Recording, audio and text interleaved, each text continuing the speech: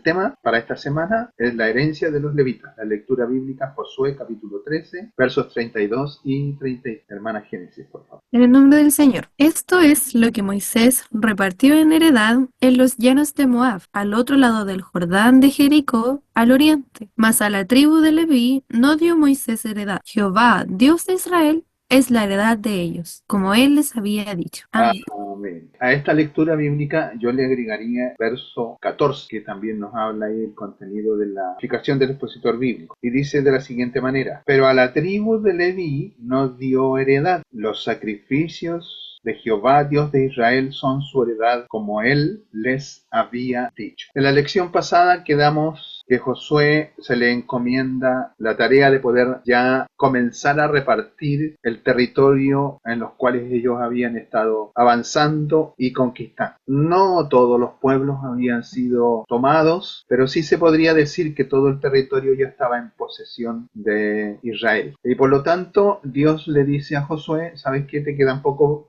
años de vida, te veo un poquito ancianito, viejito, le dice el primer versículo, ¿se acuerdan? Tú ya estás viejo, aunque le quedaban 20 años de edad todavía, porque él muere a los 110 años. Él le dice: ¿sabes? Tú vas a ser el que vas a repartir la tierra. Y le da las descripciones generales de la tierra que él tiene que repartir, que son precisamente la que él conquistó, atravesando el río Jordán. Y le da los límites y muestra todos los nombres de las ciudades, que es un poquito complicado ahí meterse y saber de dónde hasta dónde, pero con la ayuda de un buen mapa bíblico uno puede ubicarse dónde quedan todas estas ciudades y cuál era el límite. Primero da una descripción de cuál es el límite total del territorio que tiene que repartir, y en una segunda instancia, en la segunda parte del capítulo 13, hace una referencia a la parte de la Transjordania, la parte oriental del río Jordán, la cual, si bien es cierto, Josué no la iba a entregar a cada una de las tribus en forma de designación, porque estas ya habían estado designadas y entregadas por Moisés. Acordémonos de que los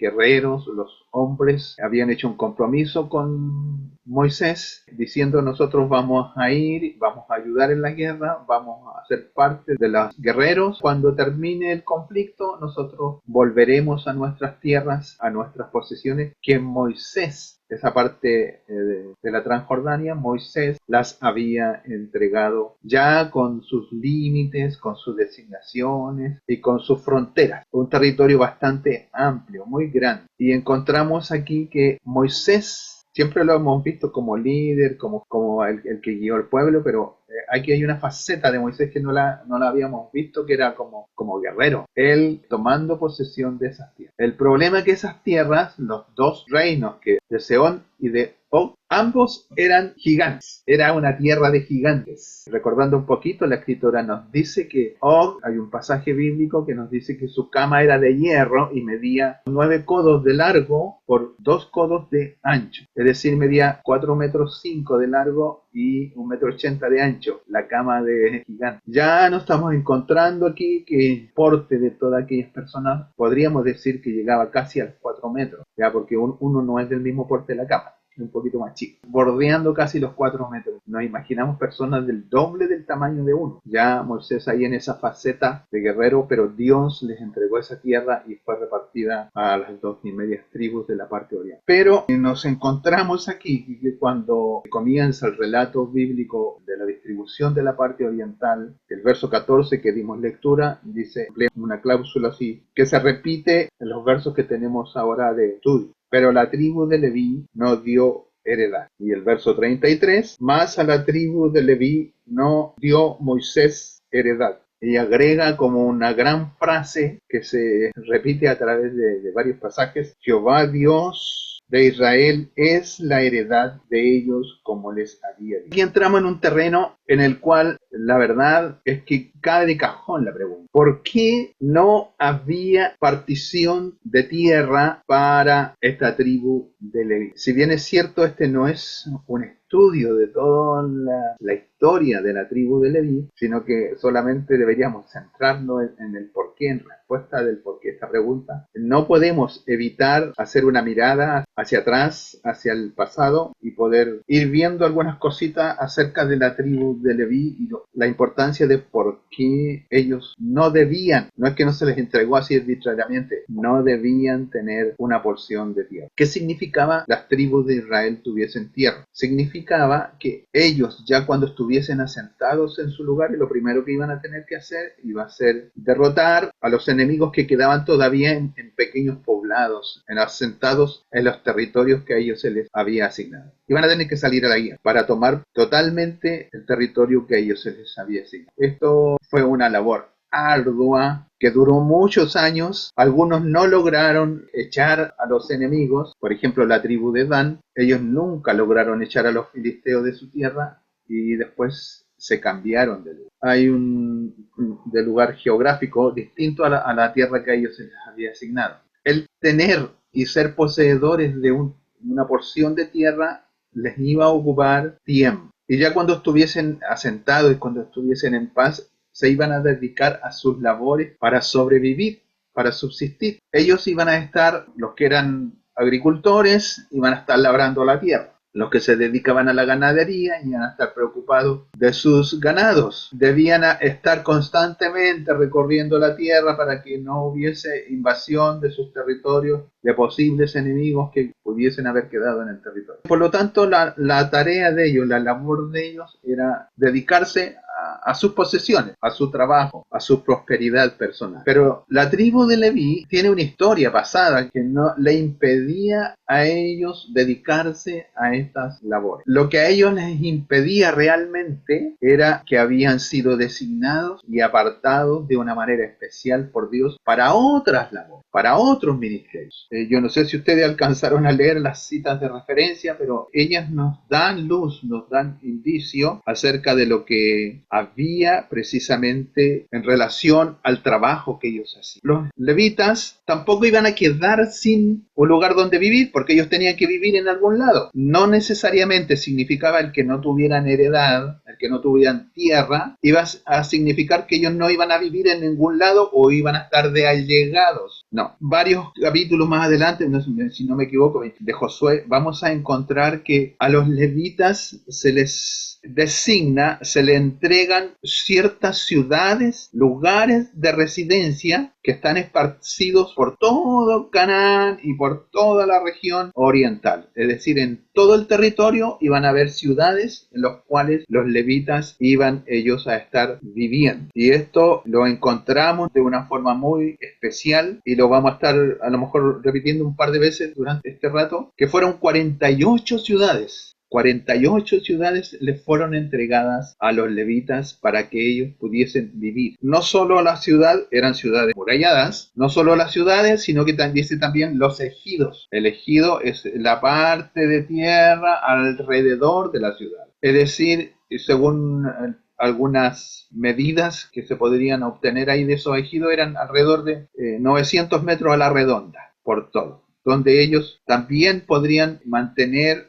y hacer su propia vida solamente y exclusivamente en esa ciudad. La designación de estas ciudades no fue arbitraria. También Dios, viendo la necesidad del pueblo y la labor que ejercían los levitas, era muy necesario que los levitas estuviesen distribuidos entre todo el pueblo debido a la labor que ellos hacían. Pero, vuelvo a decir, el verso 14 nos dice, pero la tribu de Leví no dio heredad. Y agrega ahí, entonces, ¿de qué iban a vivir? ¿De qué iban a vivir? Dice, los sacrificios de Jehová, Dios de Israel, son su heredad, como él les había dicho. Hay toda una historia que habla antes de Josué. Nosotros estamos viendo aquí Josué, pero hay toda una historia que es antes de Josué. ¿Por qué? Porque la tribu de Leví eran los custodios. Eran los que preservaban y cuidadores de la herencia de Dios. Una labor que no la hacían. Y ese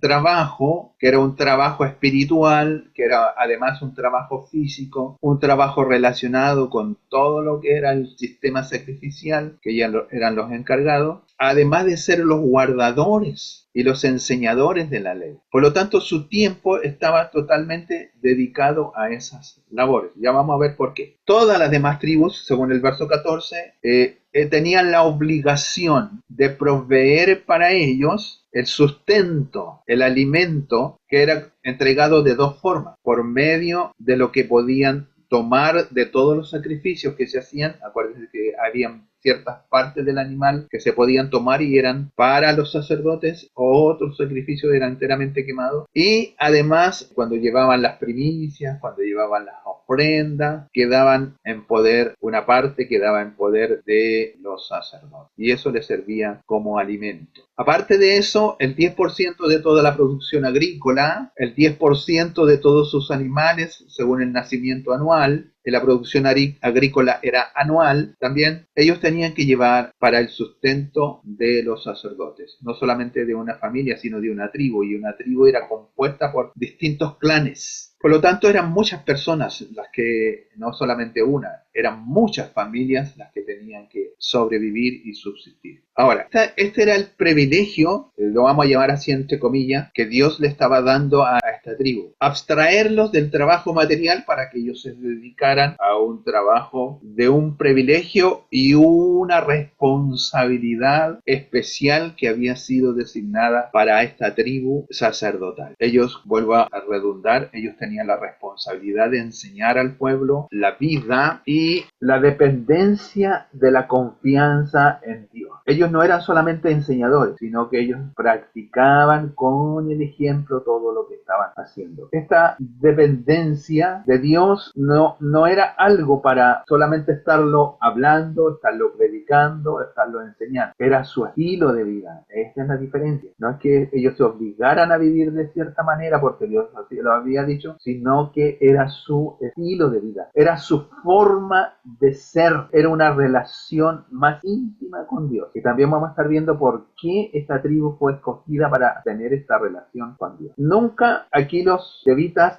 separaron lo que estaba escrito con la práctica en propia vida. Lo que hablaban, lo practicaban. Así era de simple. Esto no era como el padre Gatito, sino que ellos lo hablaban y lo enseñaban porque en sus personas, en sus familias, en su estilo de vida, en sus rituales, ellos actuaban de esta manera. De ahí podríamos concluir un poquito, porque todo esto nos lleva al final a una verdad que está escondida dentro del creyente ahora de la nueva era, en el nuevo pacto, que la fe que nosotros tenemos no es una teoría espiritual, no es algo que pueda expresarse mediante una definición teológica, sino que esto es la vida del creyente, del verdadero creyente, es una vivencia cotidiana de cada creyente. Aquí vamos a llegar que la vida de los levitas, el estilo de vida de los levitas y el sustento que daba Dios a estas personas es exactamente lo mismo para el creyente hoy en día. Hay una expresión profunda en que nosotros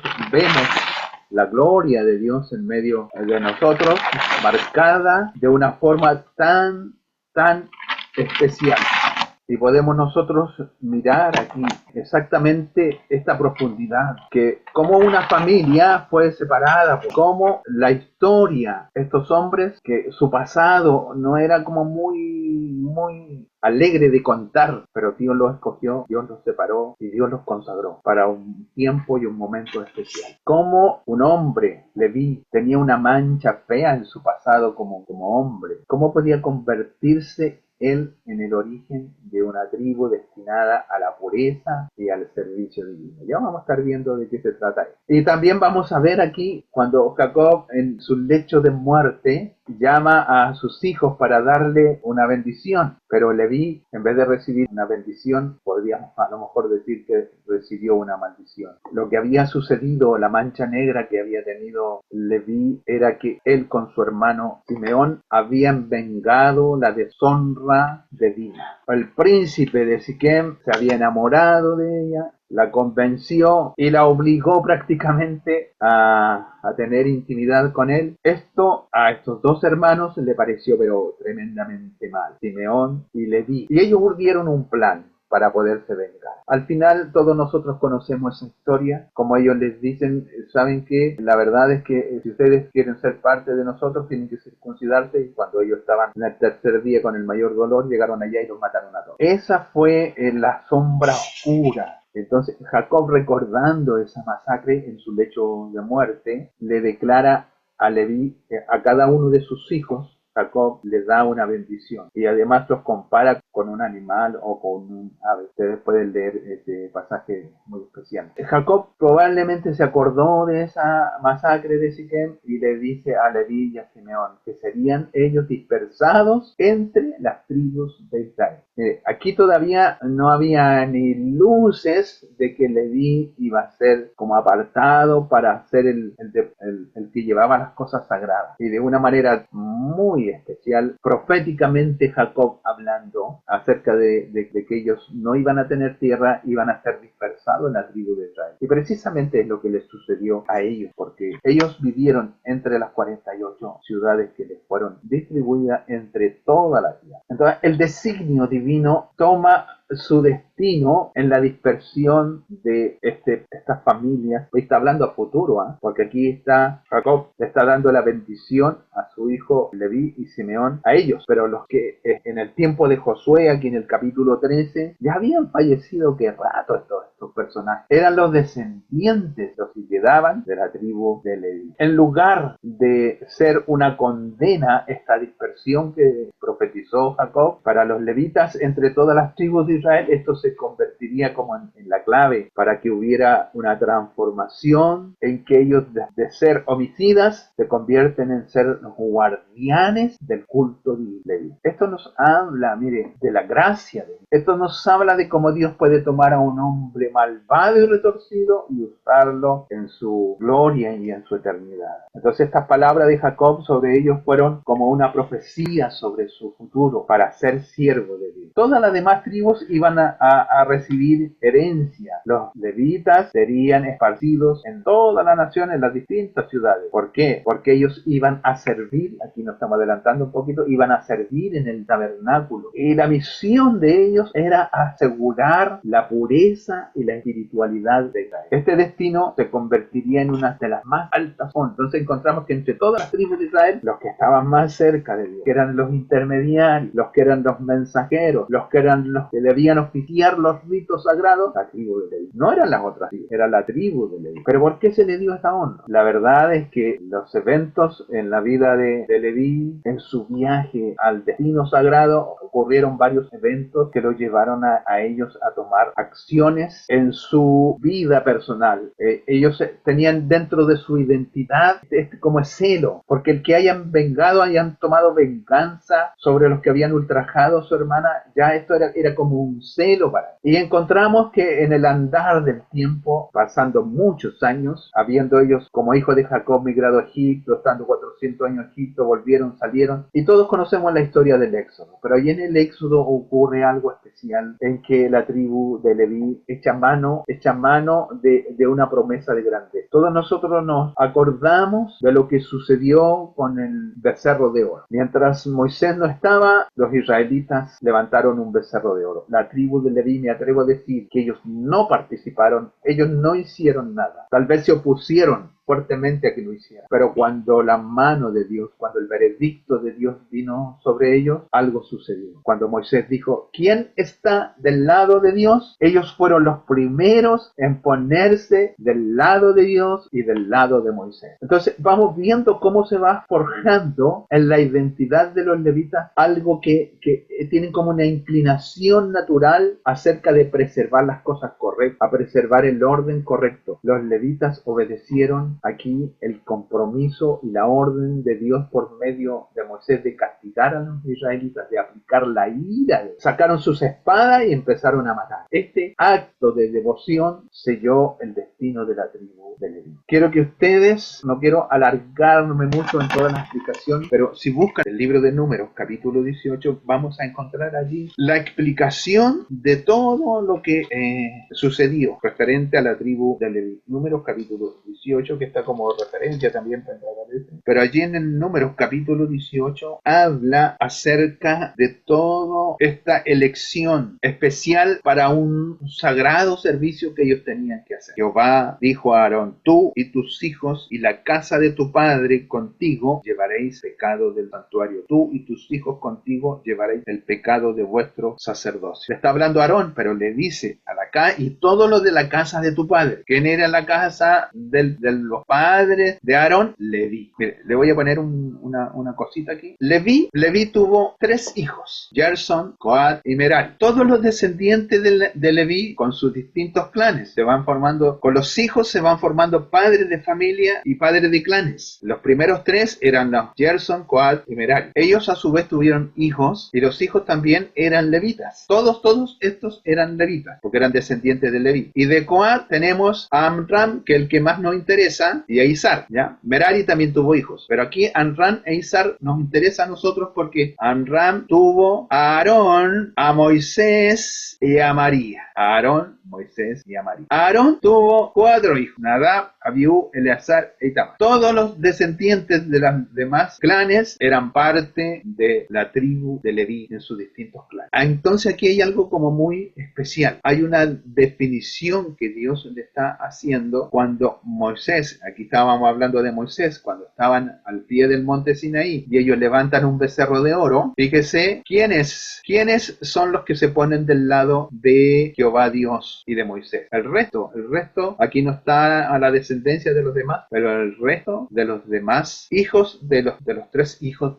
que más adelante vamos a encontrar que ellos, por sus linajes, Gerson, Coat, Leví, tienen una función muy especial dentro del santuario. Cuando estaban en el desierto fue el tabernáculo. Algunos tenían que desarmar, otros tenían que armar, otros encargados de la limpieza, custodiar, hacer guardia de porteros, en fin, esa era la labor de los descendientes de Leví. Y dentro de ellos, especialmente los hijos de Aarón, fíjense, los hijos de Aarón fueron consagrados para tener un ministerio más especial, que fueron los sacerdotes. El ministerio sacerdotal salió desde Aarón, y de la familia de Aarón nace la investidura de ser sumo sacerdote. Obviamente conocemos la historia de Nadab y Abiú, que Dios se enojó con ellos, Dios los eliminó, los extinguió, y la línea viene por Eleazar, ¿ya? Eso es un poquito para que lo puedan ustedes ir viendo. Entonces, allí encontramos en este libro de Número capítulo 18, el verso 2 les dice: y a tus hermanos también, la tribu de Leví, la tribu de tu padre, haz que se acerquen a ti, se junten contigo y te servirán, y tú y tus hijos contigo serviréis delante del tabernáculo del testimonio. Es decir, le está diciendo a Aarón: ¿sabes qué? Todas las familias, todos los clanes que pertenecen a la tribu de Leví, acérquense, porque ellos van a servir delante del tabernáculo del testimonio. Serían los encargados de cuidar el tabernáculo. Vuelvo a decir, de realizar los sacrificios, asegurarse que el pueblo mantuviera esta conexión sagrada. Y la gran pregunta es, solamente porque ellos decidieron ponerse del lado de Moisés, ¿es que Dios los escogió? ¿Por qué? Podríamos preguntarle por qué ellos fueron escogidos de esta manera para desempeñar un rol tan sagrado, tan sublime en la nación de Israel. Y esto es precisamente, vuelvo a decir, la naturaleza misma de Leví, padre, y ese linaje fue traspasado a las generaciones siguientes. En ellos había un fervor intenso, un cuidado acerca de lo que era lo recto, lo derecho, y esto los fue guiado y comenzando un proceso de transformación por Dios en el corazón de ellos. El pasado de su padre Leví quedó cubierto por la gracia de Dios para ser transformado, su corazón transformado de una manera que ahora fuesen cercanos a él. Ya dijimos que los levitas estaban divididos en los 3 grupos. Ellos, de una manera especial, este sacerdocio levítico no fue solamente un título honorífico, sino que para ellos llevaba una responsabilidad. Y no es una responsabilidad que ellos buscaron o levantaron el dedo, sino sino que por lo que había en su corazón, por lo que Dios quería para ellos, Dios los escogió de una manera especial. Los sacerdotes levitas debían ser ahora, mire qué terrible, y como es la gracia de Dios manifestada, ellos debían ser los mediadores entre Dios y el pueblo de Israel. Iban a ser los encargados de realizar los sacrificios de expiación. Su vida debía ser un modelo de pureza y devoción. El rol de ellos no era solamente el litúrgico o ejercer la ritualidad, sino que también iban a ser los maestros en enseñar la ley. Todo esto estaba relacionado en convertirse en ellos los guardianes del sistema religioso, los guardianes consagrados a un acto divino. Entonces, cuando llegamos a Josué y leemos estos versos, oye, ellos no van a tener tierra, ellos van a ser sustentados por el resto del pueblo, decimos, oye, ¿de qué se trata? Se trata porque la labor que ellos tenían era algo más especial. Ellos eran responsables de asegurar la justicia, de asegurar que se mantuviera la sagrada comunión según la ley de Moisés. Es más, junto con Moisés, porque Moisés era levita, ya lo vimos allí, era de la descendencia de Leví, Moisés, era guiar a Israel en su caminar espiritual. Moisés guió a Israel físicamente a través de su historia, pero la labor de ellos era que espiritualmente el pueblo estuviese cerca de Dios. Dios había elegido a Aarón y a sus descendencias para el sacerdocio. Cualquier desafío a esta autoridad era un desafío al Dios mismo. Eso es lo que le pasó a Coré, que eran del clan de Coat, descendientes de Coat. El juicio sobre Coré y sus seguidores, la tierra, dice la escritura, que se abrió, los tragó vivos, y mientras un fuego divino consumía a los otros israelitas. Este evento confirma la elección de Aarón como sacerdote y fue una advertencia para cualquier futura rebelión que se levantara contra el plan divino. Y aquí vemos que la historia de Leví no es solamente una simple crónica de eventos antiguos, sino que es una historia profundamente espiritual que tiene una lección poderosa. El que Dios escogiera a un hombre violento para fines divinos es testimonio del poder de la reacción divina. La dispersión de la tribu de Leví, porque no se le entregó territorio entre las demás tribus, no fue un castigo. En ninguna manera era un castigo ellos dejarlo sin herencia, sino que era una manifestación del plan divino que Jacob había profetizado, como ya lo vimos, de hecho, de Moab. Las demás tribus recibieron tierras para cultivar. Aquí todavía no comenzamos.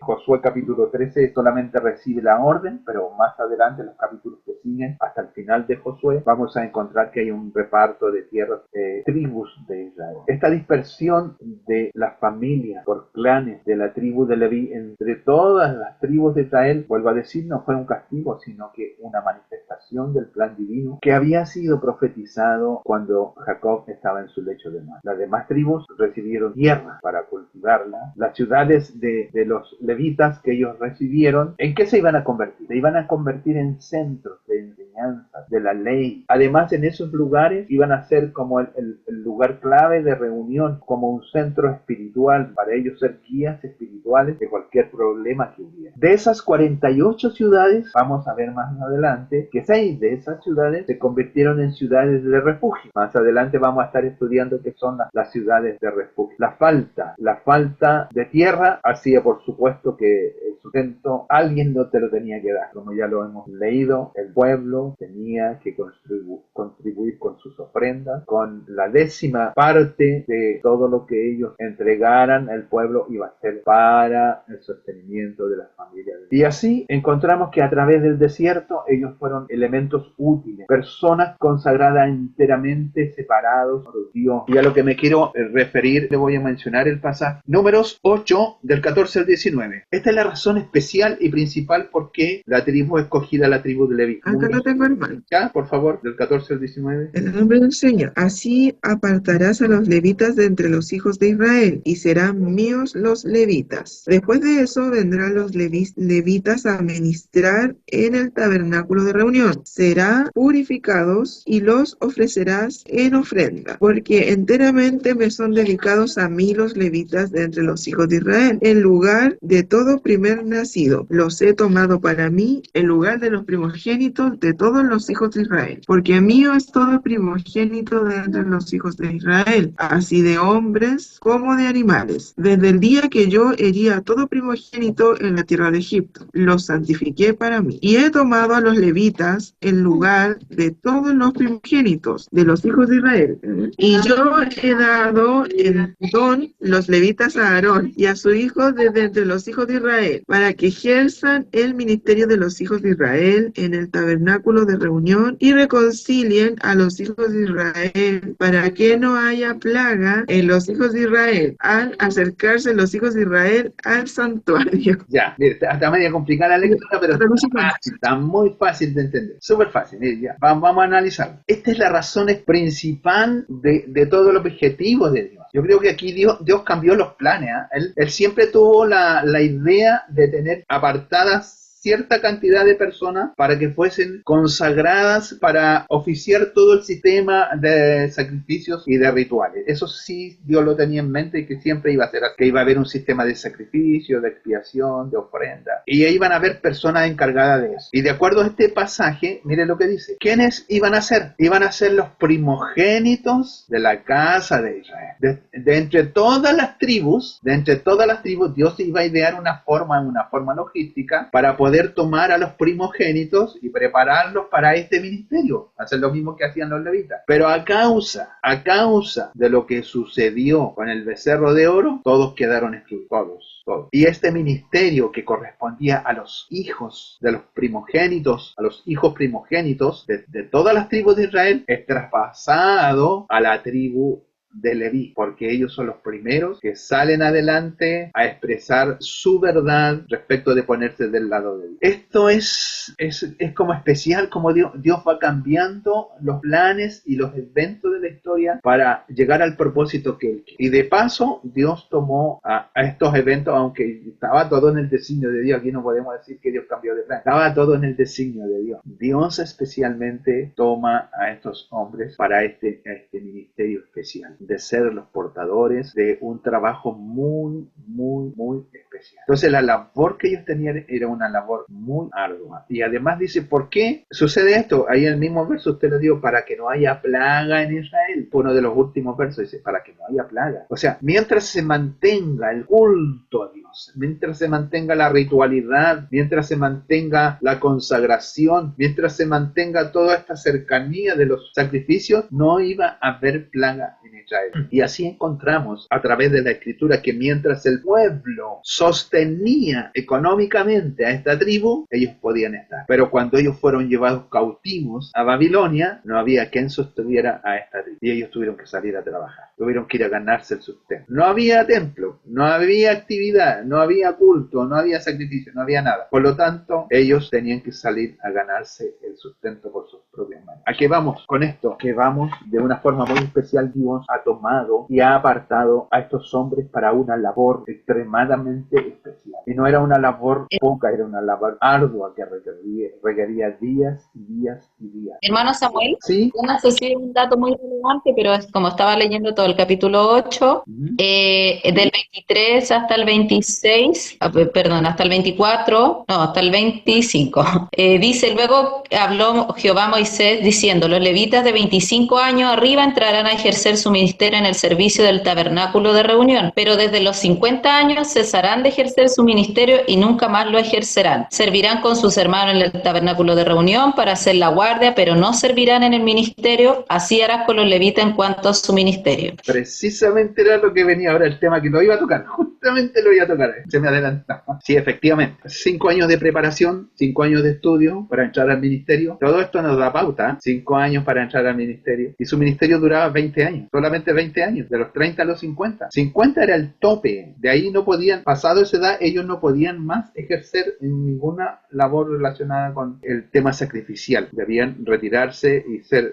por ahí en algunas escrituras dicen que se ocupaban en labores menores, eran parte del equipo que cantaba, parte de del equipo que hacía aseo, que me hacía mantención en las velas. Dice la guardia, para hacer la guardia. Y guardias. ¿Ves? El labor Sí. ¿Cuál es la razón? Disculpe, ¿cuál es la razón? ¿Era por lo pasado de años ya, o que ya era más adulto? ¿Cuál es la razón que duraba solamente 20 años hasta los 50? A ver, por la cantidad de levitas en el tiempo de Jesús, habían listados que esperaban años para poder ejercer su ministerio. Si hubiese sido más largo, no habían alcanzado a hacerlo. Ese tiempo era un tiempo de juventud, 50 años era un tiempo jóvenes para ellos todavía. El vigor de la vida se lo entregaban precisamente al ministerio al Señor. Ahora, la labor, muchos hacen una semejanza entre la labor de los levitas y los sacerdotes con los ministerios pastorales, pero no tiene absolutamente nada que ver con esto. Es distinta, la aplicación final es distinta, porque todo el sistema sacrificial pasó, y eso lo vemos después que en el año 70, cuando fue destruido el templo de Jerusalén por el general Tito, el rol de los levitas sufrió un golpe devastador. Ya no había templo físico, no había donde pudieran servir, el culto de sacrificios había terminado, nunca más hasta el día de hoy se han hecho sacrificios. Para muchos parecía el final del sacerdocio levita, y de alguna manera nosotros podemos ver que hay una trascendencia del sacerdocio levítico. A pesar de la destrucción del templo, la herencia levítica no desapareció en esencia. El espíritu de levita no ha desaparecido. La influencia espiritual ha trascendido a lo largo de la historia de una forma poderosa a través de las enseñanzas religiosas. Ellos moldearon lo que es el judaísmo actual. Con sus bases y sus enseñanzas y sus ritos moldearon lo que era sombra del cristianismo. Pero hoy nos encontramos que en el cristianismo la persona del Señor Jesucristo toma el rol de ser el sumo sacerdote perfecto que intercede por la humanidad de una manera superior y de una manera eterna. Este ideal de pureza, este ideal de servicio sigue siendo de modelo espiritual. No era solamente para los sacerdotes de antaño, sino que ahora, en la era cristiana, es algo que es tomado y puesto en el interior de todo creyente. Para todo el pueblo creyente, estos principios no han pasado. Sin el templo, el judaísmo tuvo que adaptarse a esta nueva realidad. Sin templo, sin sacrificios, se redefinen toda su vida, toda su ritualidad religiosa es redefinida frente a esta ausencia de la razón por la cual ellos fueron apartados. Y surgen los rabinos como líderes espirituales. Estos maestros de la ley, aunque no pertenecen exclusivamente a la tribu de Leví, heredan en muchas tareas de los levitas de enseñar Torá, de guiar al pueblo en el cumplimiento de los mandamientos. En el cristianismo, el legado es Jesús como sacerdote eterno. Él que ofreció el sacrificio perfecto, no solo por Israel, sino por toda la humanidad. Aquí los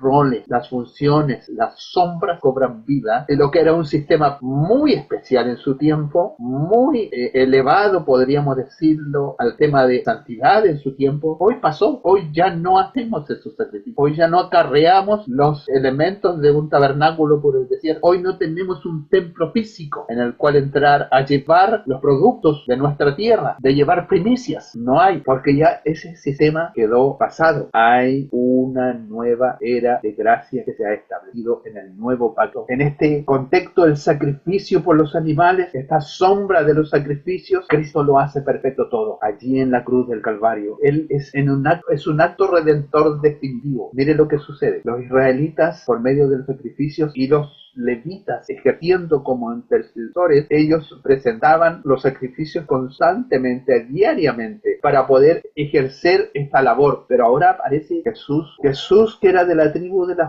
Judá, aparece y cumple y supera el rol de todos los levitas. Era ahora el único y excelente mediador entre Dios y la humanidad. ¿Dónde queda el rol de los levitas? Esto reinterpreta el sacerdocio levítico. Lo reinterpreta en términos espirituales. Entonces ya no es necesario tener un templo físico con sacrificio, porque Jesús ha cumplido todas las funciones de una manera definitiva. Por lo tanto, ya no es necesario sostener una tribu especial para eso. Y aquí vamos a ir más adelante en algunos versos que nos habla la palabra del Señor. Respecto de la pureza, respecto de la devoción, respecto del servicio, que ellos eran como muy estrictos y conservadores en conservar lo sagrado, siguiendo el ideal de los levitas. Asimismo nosotros, y digo nosotros, usted, yo, todos los creyentes, somos llamados a ser siervos, adoradores del Altísimo. Mire, hay una de las referencias, si me la pueden leer, habla acerca de precisamente de eso. Primera de Pedro 2, 9 y 10. Hermana Priscila, si puede leerla. Primera de Pedro 2, 9 y 10. Amén. En el nombre del Señor. Mas vosotros sois linaje escogido, real sacerdocio, nación santa, pueblo adquirido por Dios, para que anunciéis las virtudes de aquel que os llamó de las tinieblas a su luz admirable. Vosotros que en otro tiempo no erais pueblo, pero que ahora sois pueblo de Dios, que en otro tiempo no habíais alcanzado misericordia, pero ahora habéis alcanzado misericordia. Amén. Ahí habla unas verdades profundas que nosotros las hemos conversado en más de alguna oportunidad. Dos frases.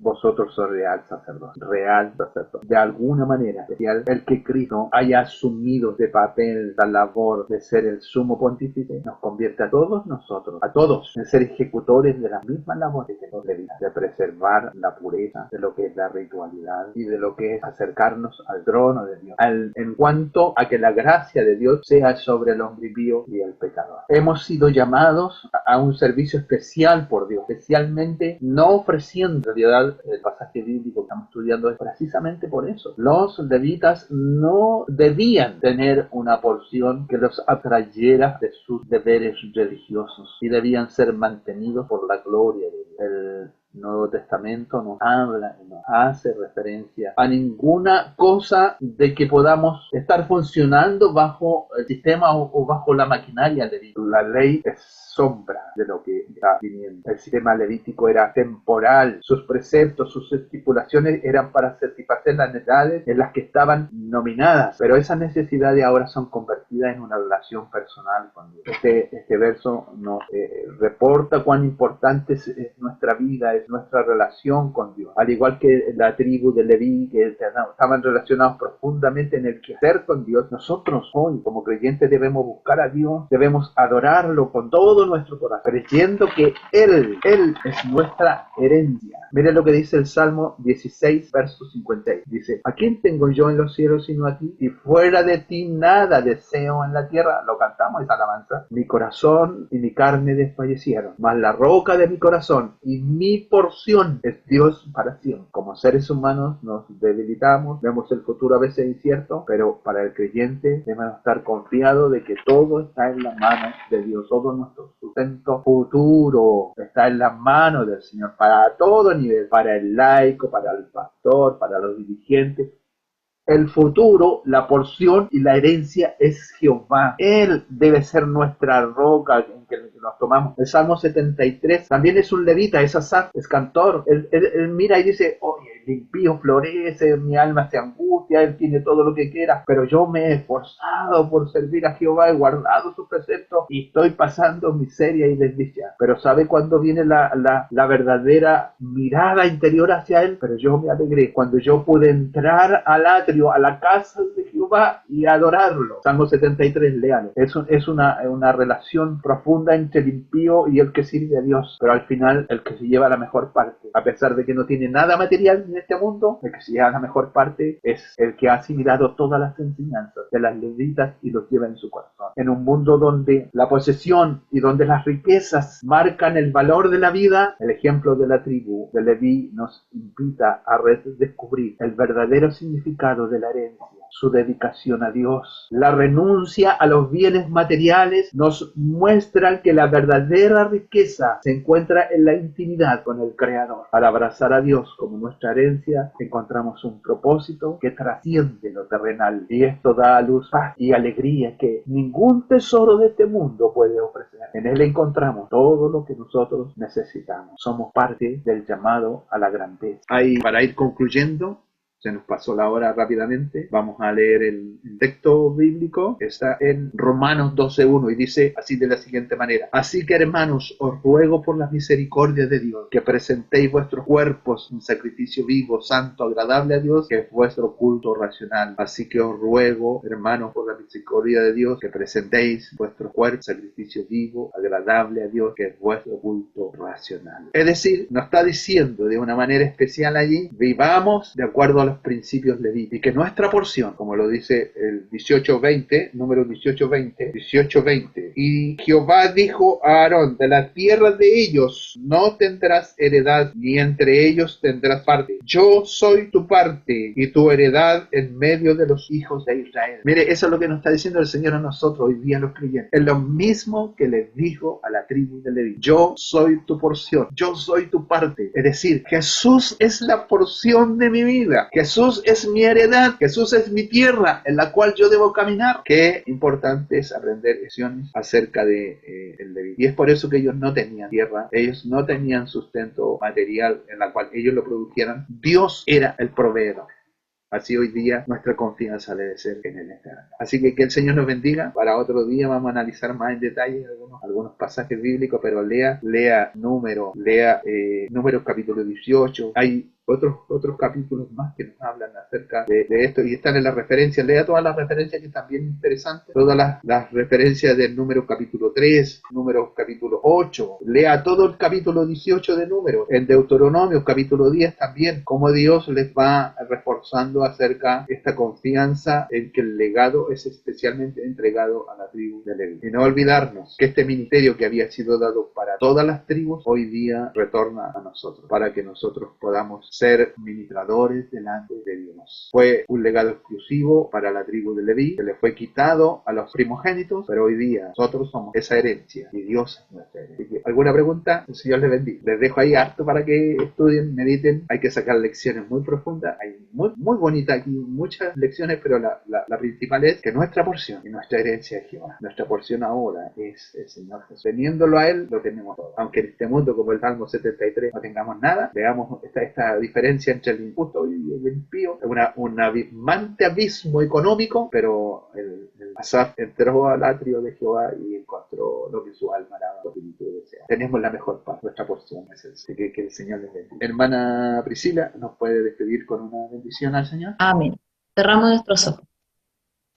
Señor Jesús, te damos gracias por poder estar delante de tu presencia, escuchando estas enseñanzas tan importantes para nuestra vida, Padre, porque tú nos aclaras tu palabra y dice tu palabra que es como una luz para nuestras vidas. Y te agradecemos, Dios amado, por poder poner a nuestro hermano para enseñarnos todas estas verdades tan importantes, Dios amado, que ilumina nuestro camino día a día, Padre, que podemos reconocer, Dios amado, que hoy en día los levitas somos cada uno de nosotros que debemos adorar tu nombre, estar en contacto contigo, llevar a otros también al arrepentimiento, a la santidad. Señor, te damos gracias por esta hermosa lección, Padre, y poder entender y comprender sobre todas las cosas que tú eres nuestra porción, tú eres nuestra heredad y que nuestra vida en este mundo es pasajera, pero nuestra heredad está arriba en los cielos. Gracias, Señor, por esta lección. Bendice a cada uno de nuestros hermanos, bendice sus clases, Dios amado, dale la gracia este domingo para que puedan desarrollar la lección y que pueda ser un momento de enseñanza, Dios amado, y de mucha bendición para la vida y los corazones de los que van a escuchar. Padre, te pedimos tu bendición en el nombre de Jesús. Amén.